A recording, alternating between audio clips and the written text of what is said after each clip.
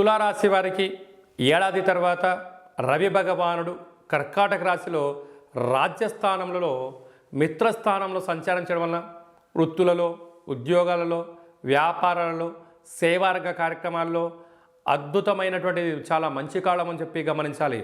ఎన్నో రోజులుగా మీరు ఎదురు చూస్తూ ఉన్న ప్రమోషన్స్ మీ సొంతం అవ్వడం, సభల యందు సమావేశాల యందు మిమ్మల్ని పిలిచి సత్కరించడం, అవార్డ్స్ రికార్డ్స్ను మీరు సొంతం చేసుకోవడం, ఎవరూ చేయలేనటువంటి కొన్ని సాహసోపేత నిర్ణయాల వలన మీకు సమాజంలో మంచి గుర్తింపు కలిగి మీకు సత్కారాలు, గజ సన్మానాలు, మేళ తాళాల చేతో మీకు స్వాగతం పలకడం, అనేక దేవాలయాల యందు కానీ సభల యందు కానీ మీకు అధ్యక్ష పదవి మీ సొంతం కాబోతుంది.